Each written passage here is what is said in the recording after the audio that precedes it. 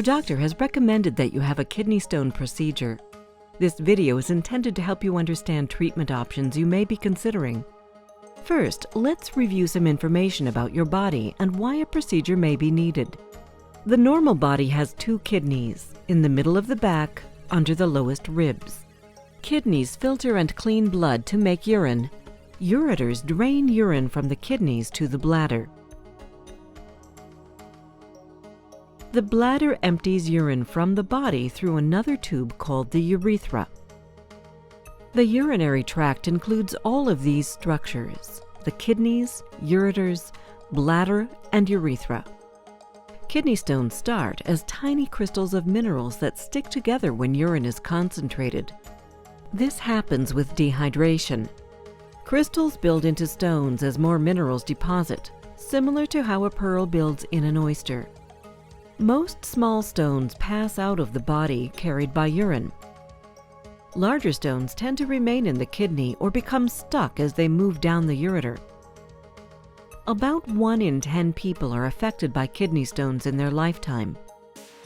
Dehydration, family history, and some medical conditions increase the risk of stone formation. Symptoms and problems often begin when urine flow is blocked by a stone.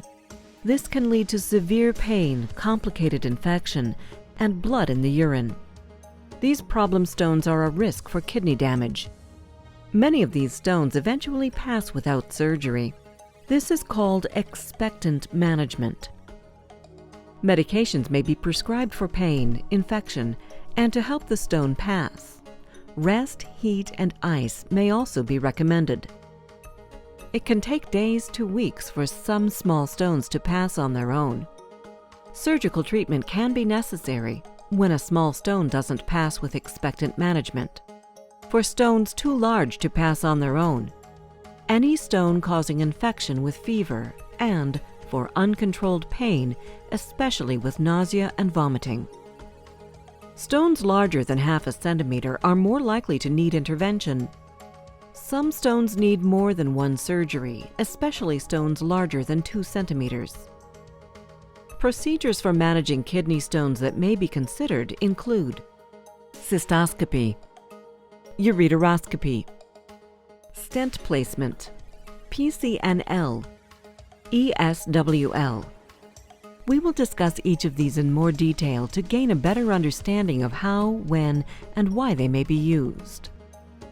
Most of these procedures are performed using scopes, long instruments with a light and a camera. The surgeon uses different scopes for different functions to see and operate on places inside the urinary tract. Cystoscopy is the most basic procedure on the list. The surgeon uses a scope to look inside the urethra and bladder for stones and other problems. When needed, guide wires and dilators are passed through the cystoscope into the ureter. During a ureteroscopy, a thinner scope is used. This is guided further through the bladder into the ureter and sometimes up to the kidney. Once kidney stones are reached, other tools are used to break the stones apart and pull the pieces out. Large stones in the kidney and high in the ureter can require a more invasive approach. A PCNL procedure is done using a scope guided through a tube in the back directly into the kidney. A guide wire is inserted before surgery using X-ray guidance to map where the tube should be placed during surgery. This may be done in a separate radiology suite or in the operating room just before surgery. In the operating room, dilators are placed over the guide wire to create a passage to the kidney. A tube is placed to hold this open. The surgeon guides a scope through the tube to see the stone. Other tools are used to break the stone apart and remove the pieces. ESWL is known as lithotripsy. This non-invasive procedure is often useful for stones in the kidney. An X-ray device is used to pinpoint the kidney stone location, and a water-filled lithotripsy device is positioned against the skin over the kidney and aimed at the stone. Pulses of shock waves are directed at stones to break them into tiny pieces so they can pass out of the body. These pulses create a tapping noise and sensation on your back as hundreds of bursts are used at a time. Patients can have bruising and soreness in their back from the shock waves. Placement of a temporary stent is often a necessary step before, during, or after the procedures we have discussed so far. This thin, straw-like tube is passed through a cystoscope into the ureter, then guided up to the kidney. The curl at each end holds the stent in place. Stents keep the kidney draining. They are temporary but may be needed for days or weeks. Stents can relieve stone pain and dilate the ureter to help a stone pass. Stents are placed while an infection is being treated before a stone can be removed. Stents are also needed while the ureter heals after some procedures. The most appropriate procedures for you depend on the size and location of the stone or stones, the severity of the blockage, and your other medical conditions. Before your surgery, understand which procedures are planned or may become necessary to treat your kidney stone. Now let's look closer at each of the procedures we have been discussing. Anesthesia medications are given as appropriate for each procedure. A cystoscopy begins with a scope being gently guided through the urethra to the bladder. The surgeon looks carefully for stones, tumors, or other problems. Both ureteral openings are inspected. To proceed to a ureteroscopy, a guide wire is threaded through the cystoscope into the ureter. A ureteroscope is guided by the wire in the ureter to the stone. The stone may be broken into smaller pieces using a laser, which are then held by graspers and gently pulled out.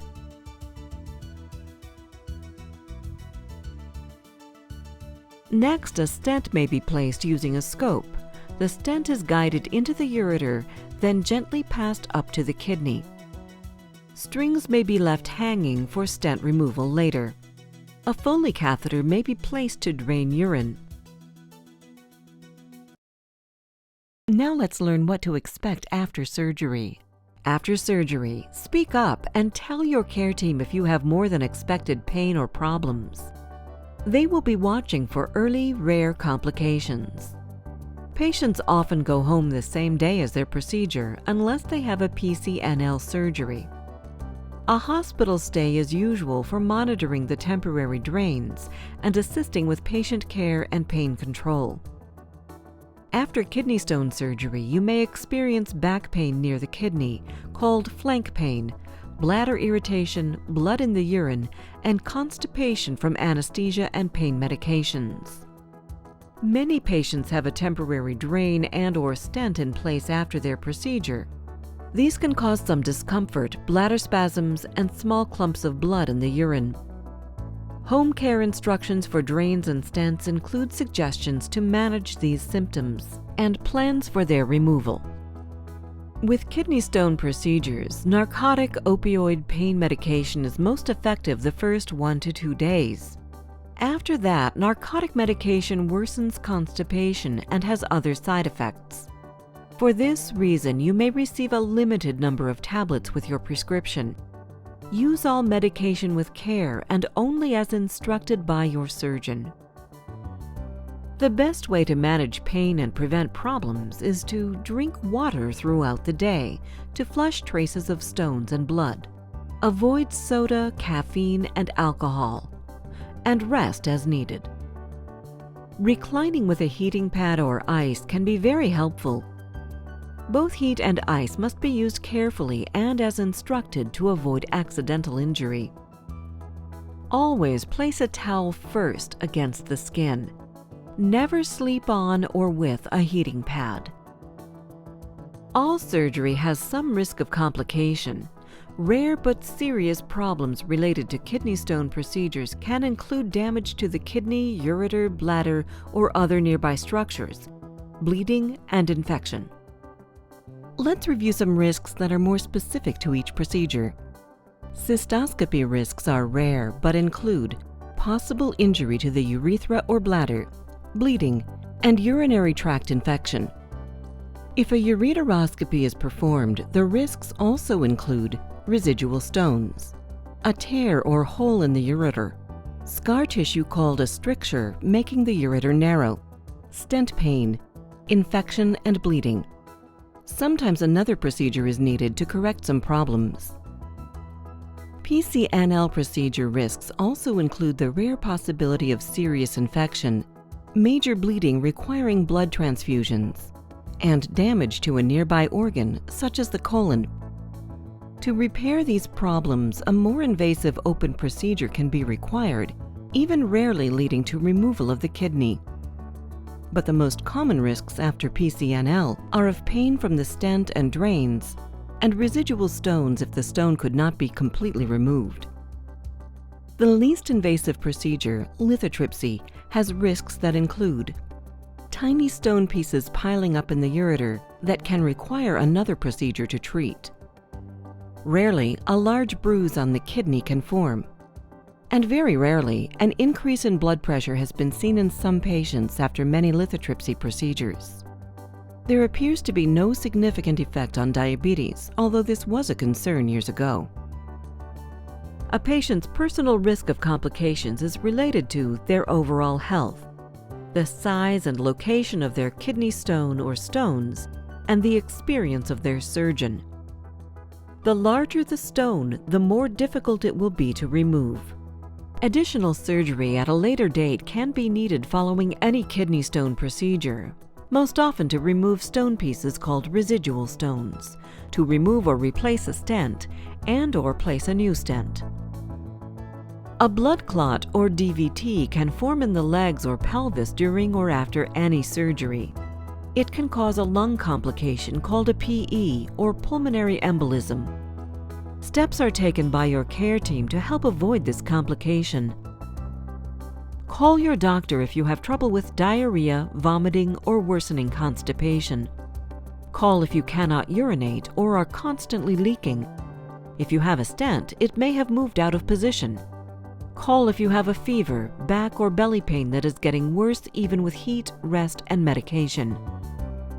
Call 911 if you have chest pain, shortness of breath, dizziness, bleeding that doesn't stop, and any other sign that you may be having a complication from the procedure. Hospital admission, medication, or surgery may be needed to correct some problems. You can help your body heal. Eat healthy foods.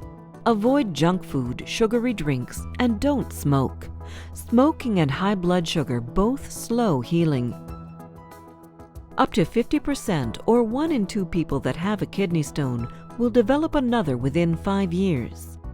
To prevent more stones, continue to drink plenty of water every day. Learn about your stone type. If needed, you may collect pieces of stone with a strainer when you urinate for testing. Some stones can be dissolved or prevented with medication. As always, ask if you have questions. To avoid cancellation or complications from anesthesia or your procedure, your job as the patient is to not eat, drink, or chew gum after midnight, the night before the procedure, unless you are given different instructions. Take only medications you were told to on the morning of the procedure with a sip of water. Follow instructions regarding aspirin and blood thinners before surgery, and arrive on time. You should be ready to verify or confirm your list of medical problems and surgeries, all of your medications, including vitamins and supplements, your current smoking, alcohol, and drug use, and all allergies, especially to medications, latex, and tape. All surgery and anesthesia have a small but possible risk of serious injury, even some problems very rarely leading to death. It is your job to speak up and ask your surgeon if you still have questions about why this surgery is being recommended for you, the risks and alternatives. This video is intended as a tool to help you better understand the procedure that you are scheduled to have or are considering. It is not intended to replace any discussion, decision-making, or advice of your physician.